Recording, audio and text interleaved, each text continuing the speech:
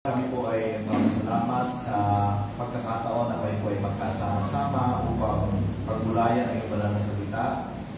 At mapalakas kami at babigyan kami ng gabay, lalo namin makita kung sino kayo, ano ang iyong mga katangian, ano ang iyong ginawa, at kung ano ang iyong kalooban sa amin. Hiniling po namin, O Diyos, ang pagkilos po ng iyong banal na espiritu na sa kayo ng iyong banal na salita ay matanggap namin ang merong kapangyarihan mula sa inyo. At baguhin ito ang aming pag-iisip, baguhin ang aming puso, at baguhin ang aming pamumuhay. Nawa, O Diyos, ay magsilbing pagsamba namin ito ng sama-sama sa iyo at tunay na umahayag. Muli, Panginoon, pinagkakatiwala ko namin ang oras na ito sa mga anak ko ng Panginoon Jesus. Amen. Amen.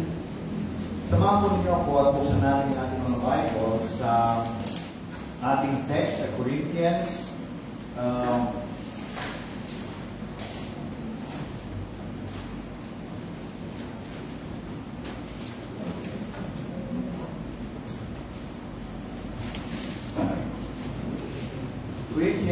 Second Corinthians chapter 5, verse 11 hanggang 6, chapter 6, verse 2. Meron po ba kayong mga Bibles na dala? Meron? Sa ating mga holy phones, holy iPhones, mga malang na kasulatan sa Bible. Alam niyo, isa sa nakakatuwa ngayon ay noong araw, ako ay isang kaugalian ko ang mag-ipon ng Bible, lahat ng versions ng Bible. Estudyante pa lang ako ay nag-iipon ng pera para makabili ng Bible. By the time nag-graduate ako sa seminary, kahon-kahon ang aking iniuwi sa bahay na napakaraming versions ng Bible. I was spending hanggang sa mahigit 1,000 during the time, mahigit 1,000 pesos ng isang study Bible. Ngayon, mas mahal na yata mga 3,000 na. Pero, ang nakapagtataka, o ang nakatutuwa pala, ngayon, you can have as many versions as you want. Nang libre. Sa isang kamay lang. Kahit 10, kahit 20, libre. I-download mo lang at kahit nasaan ka, walang internet, meron. Galing, no? Kaya ang mga tao ngayon ang dami na alam sa Bible. O hindi na rin. So, samahan niyo ako, buksan natin ating mga Bible, 2 Corinthians chapter 5. Kung wala, meron naman akong na-print dito, hindi nga lang buo na verse by verse, pero this will be the emphasis of our message this morning. Ganito po ang mababasa natin. Yun, mabuti para sa inyo ako. Ganito po ang makikita natin. Ready? Tingnan natin. Kaya nga, dahil may takot kami sa Panginoon, sinisikap namin hikayatin ng mga tao na manumbalik sa Kanya.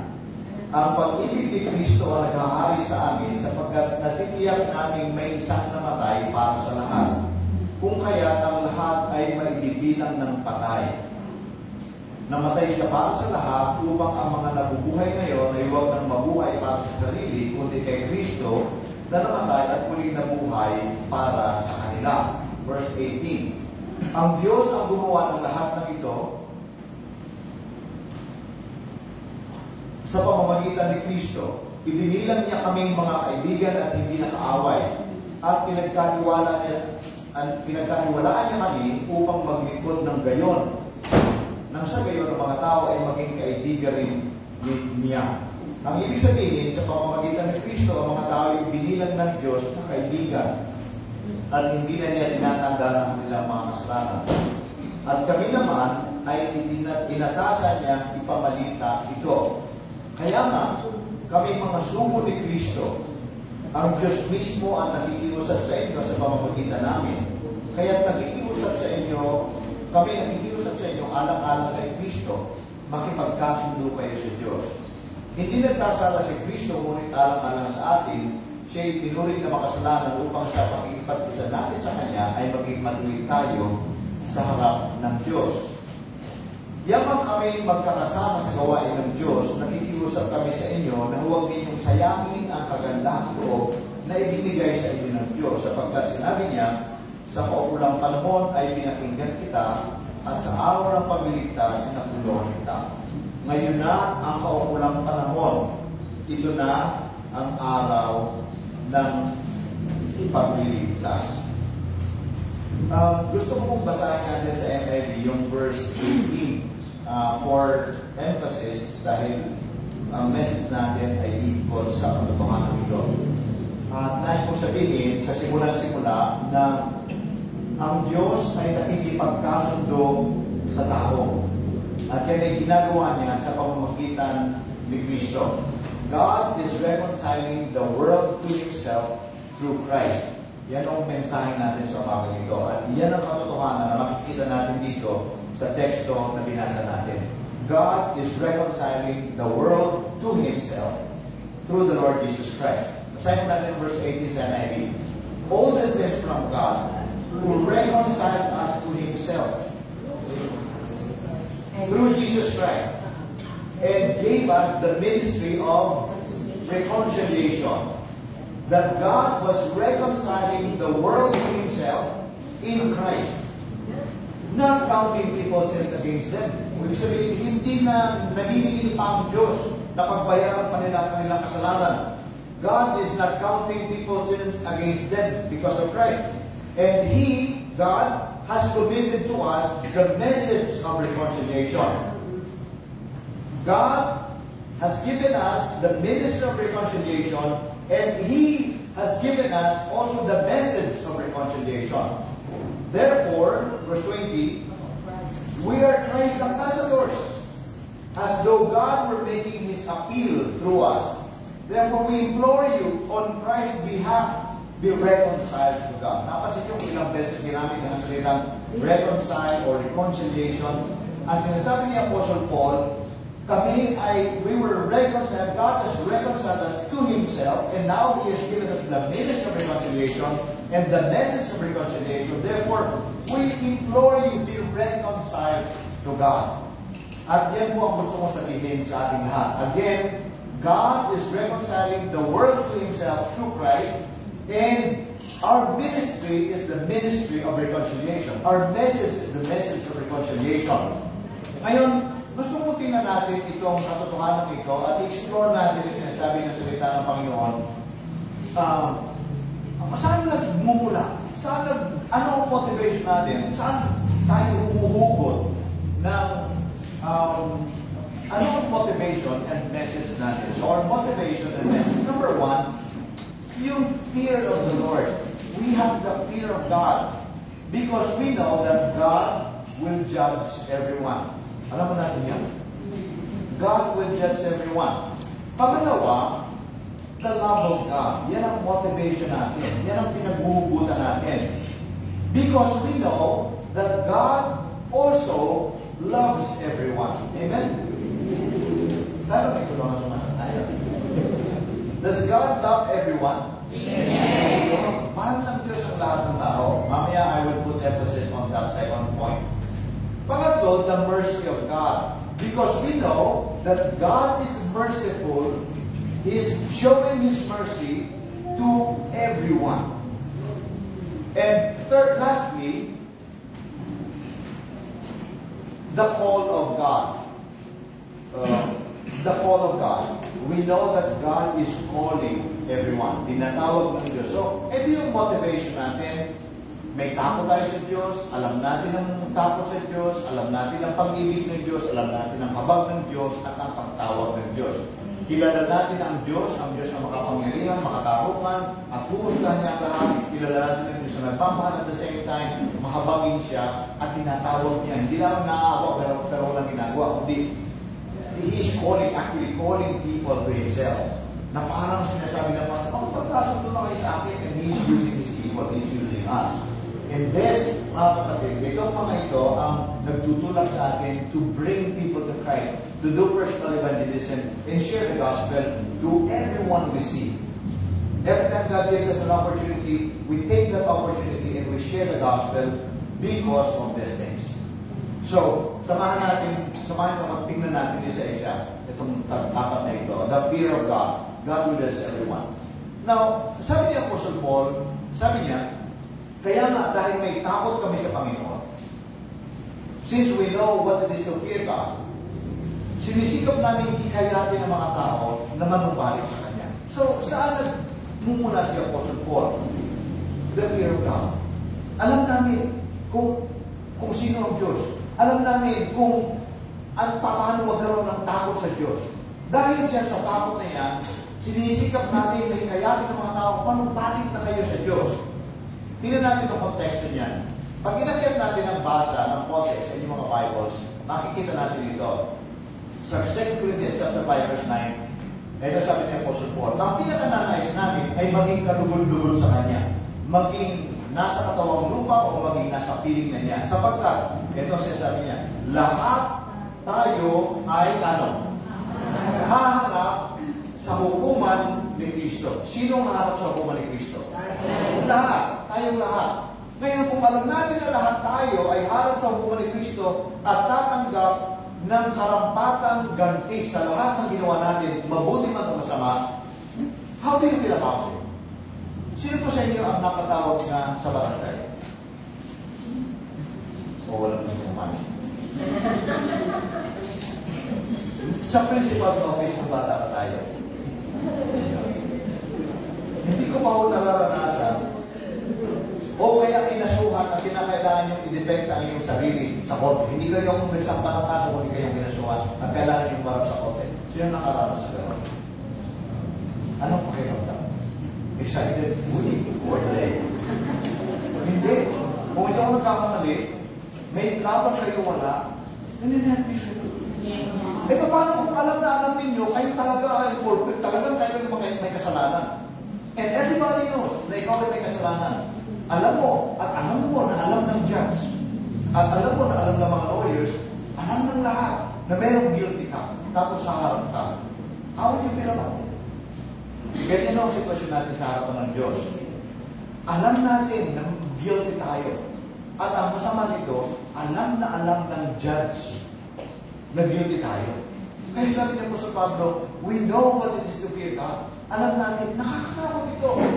Gusto ko sabihin mga kapatid, yung pinag-usapan namin kagabi, when we do evangelism, usually walang fear. We don't touch on the reality that we are guilty before this almighty Creator God. Usually, we present God as if He's harmless.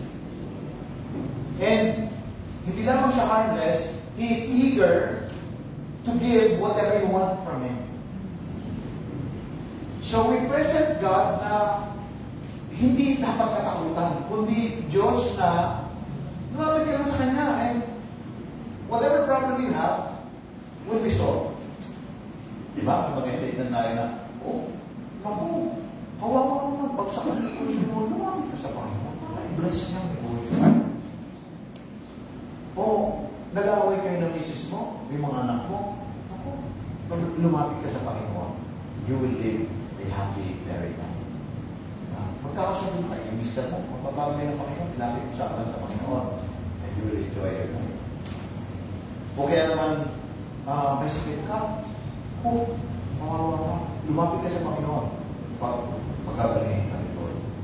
So, usually, pagka naging kaya tayo ng tao na lumapit sa Panginoon, hindi natin ipinapakilala na mayroong Diyos na lumikha sa atin, at itong Diyos na lumikha sa atin ay mayroong kapangyarihan sa atin, at meron siyang authority over us, and we are accountable to Him. Hindi natin ipinapakilala ang Diyos na dapat matakot ka sapagkat meron Diyos mo. Gusto mo sabihin na ang problema ng tao talaga, ang problema ng tao, hindi yung wala kang pera. Wala ba yan ang pinaproblema naman natin karamihan, di ba? Madalas, araw-araw. Hindi pera ang problema natin. Hindi rin relasyon sa asawa, sa mga anak. Hindi rin mga katrabaho natin ang problema natin. Hindi rin mental health or emotional problem ang problema natin. Hindi rin physical health ang problema natin. Sa totoo lang, whether you like it or not, may pera ko wala, busog ka o hindi, guwapo ka o hindi, may pinag-aralan ka o wala, may nagmamahal sa iyo, may asawa ka o wala, may boyfriend o wala, isa lang ang mangyayari sa lahat. Sa atin lahat. Mamamatay kayo lahat. Kahit pa-healthy ka. Tama? O kahit may sakit ka. Kahit nag-exercise ka o hindi ka nag-exercise, mamamatay ka din. Di ba nagda-diet o hindi? Nagpapapayat ka, nagpapataba. Kahit ano, mamamatay ka din. I mean, every one of us, isa lang ang direksyon. It's just a matter of time. Hindi ko maaga, makapaaga. Depende if you're being responsible or whatever. The point is, isa lang ang destination natin. Whether you like it or not, one day you will have to stand before this God who created you, to whom you are accountable, this almighty and powerful God, and He will judge you. Mga kapatid, yan ang problema. Kaya kapag tinatanong ko, ano talaga ang problema ng tao? Ang problema ng tao, may Diyos. Ang problema natin, may Diyos. At itong Diyos na ito, hindi genie. Na pwede natin sabihan at utusan kung ano gusto natin at ibibigay niya. Ang problema natin, itong Diyos na ito, makapangyarihan, siya ang lumikha sa atin at accountable tayo sa Kanya. Yan ang problema natin. Kaya sabi niya po sa Paul, we know what it is to fear God. And because of that, we implore people, we persuade people to be reconciled to the Lord. That's our motivation. Kaya kanina, tingin ako, pagpasok namin, nakita ko doon sa, may trucks kayo, may gospel trucks. Isa yan sa mga problema na pinag-iisipan ko dahil karamihan ng evangelism approach ay nagpe-present ng Diyos na parang hindi mo kailangan katakutan ng Diyos. Parang He is there for you. He is there to exist for you. Na lumalabas, in the end, parang you can tell God whatever you want and He will give it to you. Whatever problem you have, He will solve it for you. If you're sick, then He will heal you. If you lack anything, you can ask and He will give it to you. Parang gano'n, na meron Diyos dyan, pero yung Diyos na ito ay pwede mong utusan, sabihin ng lahat na gusto mo, and He is there to serve you. Samantala, ang katotohanan, God is there, He is the Creator, and we are supposed to serve Him. We're supposed to live for Him. Kaya kung makita ko yung trust ninyo, first, second point pa lang, buti na lang tama. Ang first point, God created you. Tama ba? And you're accountable to Him. Parang kayo na sabi. And pangalawa, you will be judged because you have fallen into sin. I mean, God's gospel tract presents to us the true status, the true condition of all human beings before this holy God. Kaya, maganda. In other words, ang point natin mga kapatid, unang-una the first motivation and message na meron tayo is to tell people, wow, alam nyo, ang may Diyos natin at ang Diyos natin, makapangyarihan, mananagot tayo sa Kanya. Sayo natin sa gusto, maniwala ka man hindi, tatayo pa sa harapan ng Diyos. And that's the fact. Pero, hindi naman nagtatapos doon. Ang pangalawa kong gusto kong discuss na nakikita natin dito ay ito. God loves everyone. God is righteous, holy, and just, and we will stand before Him to give an account, pero hindi natatapos ang kwento. Ang Diyos din at the same time ay loving, gracious, and merciful. God loves everyone. Nasabi ng text natin, ang pag-ibig ni Kristo ang naghahari sa amin, sapagkat natitiyak namin may isang namatay para sa lahat. Sino yan? Kung kaya ang lahat ay may bibilang ng patay, namatay siya para sa lahat upang ang mga nabubuhay ngayon ay ano daw? Huwag nang mabuhay para sa sarili nila, kundi para kay Kristo na namatay at muling nabuhay para sa kanila. Jesus died for the people, for us. And therefore, tayo, huwag na dapat tayong mabuhay para sa sarili natin. Right? Kaso minsan sa evangelism natin, parang buhay na buhay tayo. Pero sinasabi ni Jesus, sabi ng Bible, nabuhay si Kristo at namatay siya, para tayo nabubuhay, huwag nang mabuhay. Ang sabi ni Jesus, if you want to follow me, you must deny yourself, take up your cross. That's actually denying or dying to yourself. So, ang message natin na pangalawa, mahal ka ng Diyos, at nais niya, namatay siya para sa iyo, para ikaw ay mabuhay para sa Kanya. That's the call of discipleship. You should live for Him.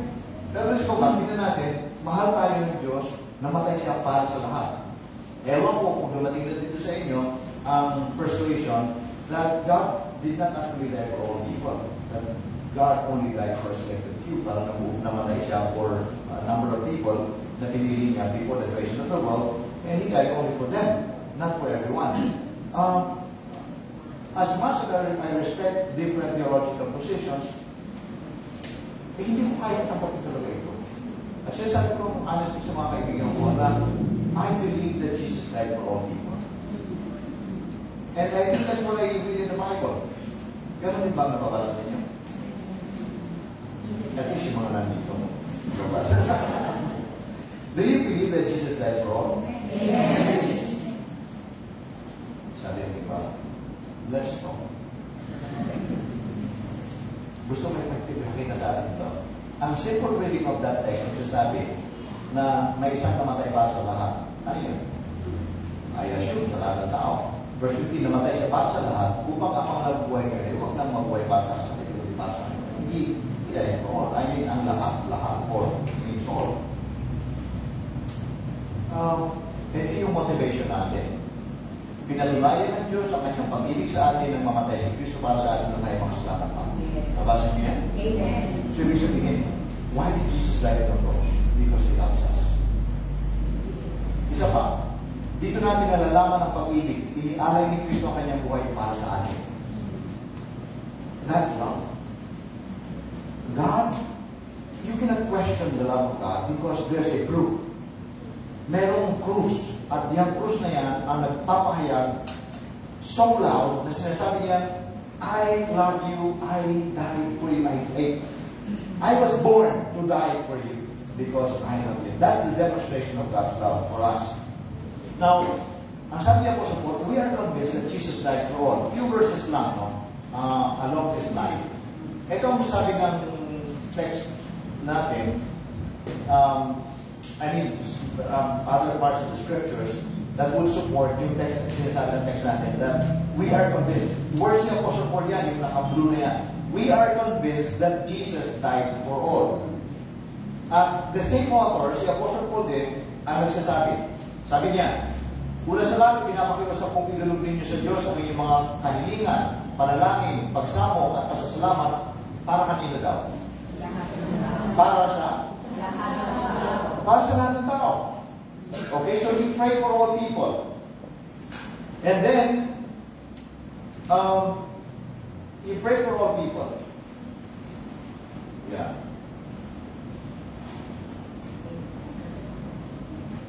Verse 3, ito ang mabuti at nakalulugod sa Diyos na ating tagapagligtas. Ano yung pinakabubuti? Ibig niya, ito yung verse 4, ibig niya na sino daw ang maligtas? Sino gusto ng Diyos na maligtas? Ikaw gusto maligtas, ikaw hindi. Ikaw. Dahil ako ang Diyos, ako masusunod. You will go to hell, you will go to heaven. Ganun ba yan? No. Ang sabi ng Bible, nais na pag-pray yung lahat ng tao. Kasi gusto ng Diyos na maligtas ang lahat ng tao. Would everybody be saved? Of course not. Because not everyone will respond in repentance and faith. But God's desire is for all people to actually come to Him and repent. But alam natin na hindi lahat talagang willing to listen to the Lord. They're not willing to bow down before the Lordship of Christ. Ayaw na pinalaki ng Diyos. So, not everyone will be saved. But as far as God's desire, heart is concerned, His heart is really for the salvation of all people. Nais ng Diyos na lahat ay maligtas at makaalam ng katotohanan sapagkat isang Diyos at isang tagapamagitan sa Diyos at sa mga tao ang tamang si Jesucristo. Verse 6, inihandog niya ang kanyang buhay upang tubusin ang ilan. Lahat mula sa kasalanan. So, I want you to pray for all people because God wants all people to be saved and because Jesus gave His life for all. I mean, I think that's very consistent. Simple reading would tell us that God loves everyone. And that's what I'm telling you. God sincerely, seriously loves everyone. And that's the second motivation why we share the gospel. We can look at somebody in the eye at sasabihin natin, God loves you.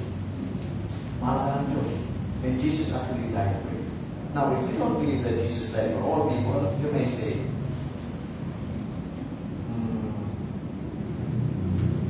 God loves you. And He probably died for you. Maybe, if you would respond. You cannot say, Jesus died on the cross for you because I still do God is righteous. God is just. God sent His Son, Jesus Christ, and He died on the cross to save the sinners. Would you repent from your sins? Now, if you repent, I said, Jesus died for you. But it does not know Jesus did not die for you. I don't know. Look. I'm telling you, if you believe that Jesus died for all, you can actually look at somebody die and you can say, honestly, sincerely, no double talk, sabi mo, Jesus loves you and He sent His Son. He died for you. So that if you would repent and you believe in Jesus, you will be saved. And you can actually tell that to practically everyone. At ang sabi ng the same author, si Apostle Paul, 1 Timothy chapter 4, verse 10, dahil dito nagsisikap tayo at nagpapagal sapagkat umaasa tayo sa Diyos na buhay at tagapagligtas ng lahat ng tao, lalo na sa mga sumasampalataya. Ang Diyos ang tagapagligtas ng lahat ng tao. And then, Titus 2:11, for the grace of God has appeared that offers salvation to all people. Ito ang sabi ni John. Si Kristo ang kordero ng Diyos na nag-aalis ng kasalanan ng sanlibutan. At alam natin kung anong ibig sabihin ng sanlibutan. Nakakaos sa sanlibutan. John chapter 3, tingin niya. Ganyan na lang ang ibig ng Diyos sa sangkatauhan, sa lahat ng tao, upang ang sino man sumampalataya ay ipapahama kundi magkaroon ng buhay na wala hanggan. Verse 17, sinugo ng Diyos ang kanyang anak, hindi upang hatulan ng parusa ang sanlibutan, kundi upang iligtas ito. Sino yan? Ito ba? Save the world. And then, yung 1 John chapter 2, verse 1 and 2, specifically verse 2, tells us, sabi niya, isinusulat ko niya sa inyo upang huwag kayo magkasala, ngunit kung magkasala, sino man may tagapagtanggol tayo sa Ama, si Jesucristo ang matuwid. Kasi ng verse 2, si Kristo ang handog sa ipagpapatawad ng mga kasalanan. Hindi niyo yung next line. Hindi lamang ng ating mga kasalanan. Sino? Natin na mga namataya. Hindi lamang ng ating mga kasalanan, kundi maging na. I think that's clear. So, I believe that Jesus actually died for you. And that's the demonstration of God's love. And that's the strongest, I think, motivation why we do personal evangelism and missions. And that is the message, I think, the most powerful message that we can send to everyone. The truth that you know, hindi lamang ang Diyos makatarungan, banal, at siya ang Diyos na galit at namumuhay sa mga kasalanan, kundi ang Diyos din ay pag-ibig. And He Himself is the one who came up with a solution so that people who rebelled against Him would still be saved. And that leads us to the third point, the mercy of God. Yung habag ng Diyos. Bakit habag ng Diyos? Tingnan nyo, hindi na masyadong malinaw ito sa Tagalog. Pero yun ang binasa natin sa verse 8 kanina. Ang Diyos ang gumawa ng lahat ng ito sa pamamagitan ni Kristo at binili niya kami mga kaibigan. Ang translation niya, He reconciled us to Himself. Nakipagkasundo tayo sa Diyos. Hindi na tayo pinuri ng away. Do you know that because of our sins, God looks at us and He sees us as His enemies? And alam nyo, hindi alam ng tao. Dahil wala silang konsepto na ang Diyos ay banal, matuwid, matarungan, makapangyarihan, at mananagot tayo sa Kanya. One time, nag-post ako sa Facebook about this, along this line, the same message, may isa akong kakilalang doktor, kaibigan, kasama ko sa motorcycle. Ang sabi niya sa akin, that's not the kind of God that I know. Honestly, yun ang sabi niya, that's not the kind of God that I know. Of course, I understand. Kasi nga, hindi ipinapakilala ang Diyos na Diyos na manlilikha. At dahil siya manlilikha, siyang may-ari sa atin. At haharap tayo sa Kanya, mananagot tayo, may pananagot tayo sa Kanya. Parang magulang, na meron pananagot ang anak natin sa atin.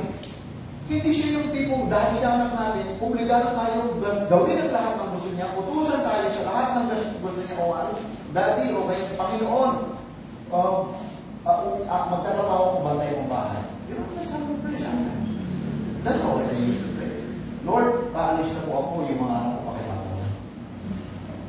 yung aso ko, masagasaan, ha? Basically, I tell him what to do. Lord, may problema ako, wala akong pera. Can you please provide for me? Magkano lang kasi Diyos ang kausap ko. But that's what I do.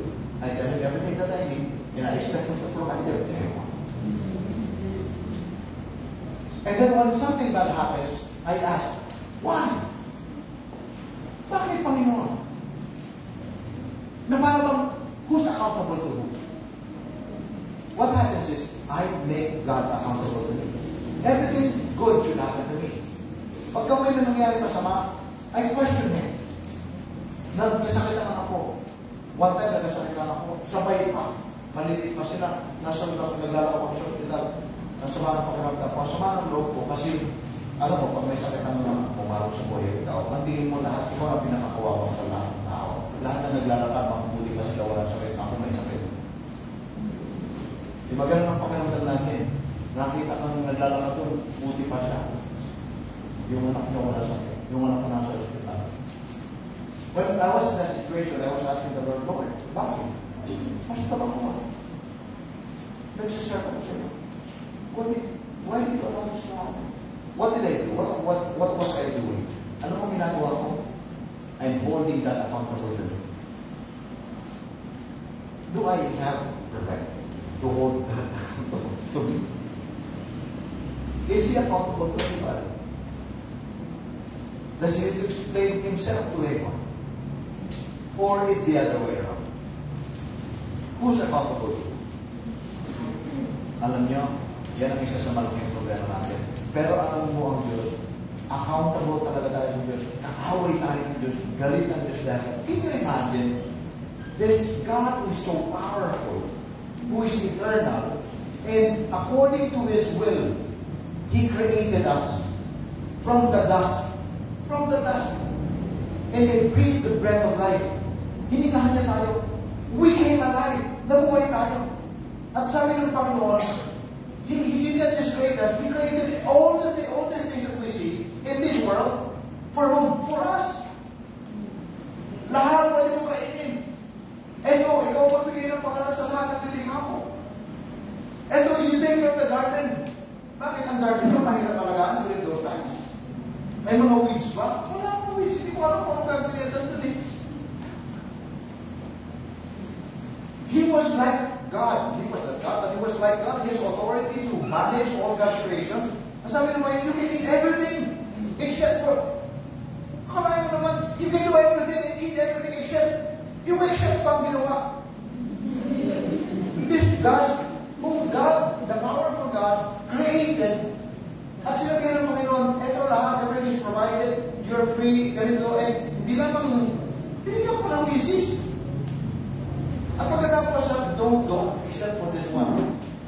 And this creature, this little creature, actually looked up to God and said, no. When they were tempted, they forgot. Kinalimutan nila, and they decided, nakita ni Eva, maganda, masarap, parang okay, may wisdom. Sabi ni Satanas, totoo ba? Hindi naman. Okay mo. Sweetheart. Ito naman. Can you imagine this little creature whom God has created from the dust rebelled against God? Minsan na nagtatanong, kung late naman magkakasala? Alam mo, ang late na magkakasala, hindi nakadepende sa laki o liit na ginawa. Kundi nakadepende sa laki ng napagkasalaan. I mean, kung ako nagsinungaling sa kaibigan ko, at nagsinungaling ako sa tatay ko, o nagsinungaling ako sa presidente ng Pilipinas, hindi yung magsisinungaling ko sabihin. Tapos sabihin ay, whom did I offend? Kaya ang laki ng kasalanan, nakadepende sa kung sino, kung gaano kalaki yung pinagkasalaan. I actually have rebelled. Nagsinalang sa akong Diyos. Kaya ang tuloy sa atin ng Diyos, away. And can you imagine, na malagay sa kanyang kalagayan na tayo ay kaaway ng Diyos. Pero, because of His mercy, ang sabi ng Bible, hindi niya na, anong sabi niya? hindi na niya tinatandaan ang kanilang kasalanan. Not counting people's sins against them. Parang may amnesty. Can you imagine, meron ng kasalanan, sinuway mo ang Diyos, ang kataas-taasan, ang hari ng mga hari, ang Panginoon ng mga Panginoon, na yun lang ang nakakatakot sa buhay ng sa buhay. Pero, he declared that amnesty because of what Christ has done on the cross. Sabi niya, you're free. Only if you would repent and believe, you would be makapatawad. And ang tawag natin dyan, mercy. Alam natin yung mag-asawang mercy and grace, di ba? Yung grace, ang ibig sabihin niya, ito yung undeserved favor. Yung biyaya na hindi karapat-dapat, ibinigay sa iyo. Pero ang mercy, ito yung parusa na dapat binigay sa iyo, hindi ibinigay sa iyo. Dapat parusahan ka, pero no, hindi na. Hindi na parusahan. How did it happen? Si Kristo na walang kasalanan, itinuri ng Diyos sa makasalanan, ipinako sa krus, he shed his blood, and he died. He was buried. And because of that, your sins are forgiven. That's the mercy of God. Kaya nga sabi ni Apostle Paul, at ito yung pangatlo,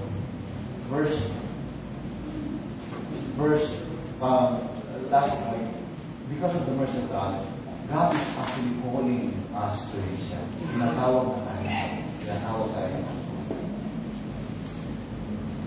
Ang sabi ng Bible ay ganito, yamang kami na magkakasama, kinaman natin itong isa. Hindi ko yata nakita tayo. Yung sabi niya, kaya nakikiusap kami sa inyo, we implore you, be reconciled to God. Verse 20, yata nakita tayo. Verse 20 ng chapter 5, kaya kami mga sugo ni Kristo, ang Diyos mismo nakikiusap sa inyo sa pamagitan namin. Kami nakikiusap sa inyo, alang-alang kay Kristo. Kami mga ambassadors ni Kristo, na kami na nagsasalita in behalf of God. Alam niyo ba yun ang kanaling role na when we are sharing the gospel, we are assuming the position of being ambassadors of the Lord, and we are speaking in His behalf, and we're actually telling the people, ito kayo sa Diyos ko ito. Ito na yung chance, ito na yung pagkakataon ninyo, na kahit galit sa inyo dapat ang Diyos, na dapat kayong maratatulan ng Diyos ng kaparusahan because He loves you and God gave His one and only Son. He died on the cross for you. Because of that, He's not counting your sins against you anymore. Dahil dito lumapit na kayo sa Diyos, He's actually calling, but you don't hear a voice from heaven. He uses us to call people to Himself. And that's when we do the personal work. That's when we do mission. That's when we share the gospel. And we are telling people, we implore you, we persuade people, we reconcile. Pagkakaroon naman kayo sa Diyos. Hindi nagkasala. And this is a message. Hindi nagkasala si Kristo, ngunit alam na lang sa atin siya, inurin na makasalanan upang sa pagkakasalanan sa Kanya ay maging manulig na tayo sa harapan ng Diyos. He can actually make you righteous. So come. Respond to the Lord. And then, yung verse 6, yaman kami magkakasama sa gawain ng Diyos. Nakikiusap kami sa inyo na huwag ninyong sayangin ang kagandahang loob na binigay sa inyo ng Diyos. Sapagkat sinabi niya, sa pulang panahon ay pinakinggan kita sa araw ng pagliligtas, sinapuluhan kita. Ngayon na ang kaukulang panahon. Ito ang araw ng pagliligtas. God is actually calling people to Himself and saying, now is the day of salvation. We know what it is to fear the Lord. We know that God will judge everyone. But we also know that God loves everyone. And He showed His mercy by not counting people's sins against Him through Christ. And now God is actually calling people to Himself. All these things, ito mga katotohanan ito, ito yung nagmo-motivate sa atin. Ito yung nagtutulak sa atin to, if you know this truth, if you know these things, would you keep your mouth silent? Would you keep your silence? Hindi mo sasabihin, oh, there's a solution. Jesus died for you. Jesus died on the cross so that you will not be judged anymore. Or, nasabi natin na gusto mong lumago negosyo. That's not our message. Gusto mong umayos business. Can you imagine how we belittle, how we reduce the gospel into something temporal and so simple and almost nothing? And yet God is extending His arms to us, to all people, and come to reconcile to God. Yan po ang trabaho natin. We offer reconciliation to the Lord through Christ. Because that's what God's do, is to perfect us having a broken through Christ. So mga kapatid, challenge ko sa inyo, let me end with this. Ito yung mga statement of the same author, si Apostle Paul. Of course, ito ang expected natin na response from people. We expect that people would repent. Pangalawa, we expect people that they would have faith in Christ and the cause of Christ. And lastly, we expect that people would actually submit to the Lordship of Christ and obey Him. May nasa English o ABC yan. We expect people to admit that they are sinners. Number two, we expect people to believe in Jesus Christ, that they're free.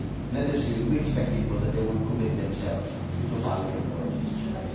That's what we expect. That they will respond. So, in conclusion, I hope that we can also say it with the Apostle Paul. Sabi ni Apostle Paul, alam ko that there will be sufferings anywhere I go, sa iba't ibang cities, pag pumunta ako, I will be persecuted.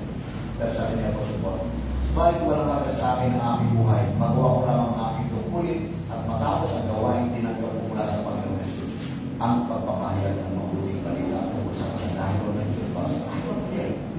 If I go to prison, I don't care. If they persecute me, I don't care. Isa lang ako sa buhay. Gusto ko lang maya, tapos gawain ko isa. What's that? The proclamation of the gospel, the good news. That's what I want to do. Anong pangarap niya sa buhay? Anong plano niya sa buhay? Anong plano niya paglamin? Alam niyo, parents should tell our kids, we should tell them na ang pangarap sa buhay hindi maging piloto o maging presidente ng Pilipinas. Bagamat maaari silang maging piloto o maaari maging presidente ng Pilipinas. Ang pangarap dapat ng lahat ng tao, lalo ng mga manong ay kaparehong pangarap din ng mga lingkod na sa Biblia. At mabuhay sila sa parehong dahilan ng pagkabuhay ni Kristo. And what is that? To lead people to Christ. To lead people to Christ. Why did Jesus come? To seek and save the lost. To save people. Now, let me tell you, if you would adopt that principle, that purpose in life, you'll never go wrong. If you live your life with the same purpose as Jesus lived his life, you'll never go wrong. Pwede kang imaman, pwede hindi. Pwede kang maging healthy, pwede hindi. Pwede kang may asawa, pwede mo. But all those things are secondary. If you want to live a meaningful life, live for the same purpose and for the same reason, or for the same reason that Jesus lived. Was born, lived, and died. Yan ang din ang sinabi niya po sa Paul. Yan ang purpose ko sa buhay. And then, siya din ang sabi niya, I'm not ashamed of the gospel. Why? Because the gospel is the power of God for the salvation of those who believe. Jews, Greeks, doesn't really matter. I am not ashamed of the gospel. Are you? And then lastly, sabi niya, hindi ngayon nangangarap na magandang balita ay maaari na akong magmalaki sapagkat yan itong huling inihatag sa akin. Woe to me if I do not preach the gospel. Sumpain ako kung hindi ko pangangarap ng magandang balita. Can you say that? Kaya niyo rin. Nabala niyo siya sabi, if I do not share the gospel, sumpain ako. The Apostle Paul was very strong. And he was so convinced that the reason why he exists is the purpose of leading people to the Lord. Kaya ko rin natanong natin, if Jesus died, if Jesus was born, he lived, and he died for the salvation of people. And if the apostles actually followed the Lord, gave their lives for the purpose of preaching the gospel, ano pangalan ko? Makapagtayo ko. Ano pangalan sa buhay? Magkaasawa ko. Mga kapatid, God is too serious. He is in the business of reconciling the world to himself. Let us pray. Amen? Amen.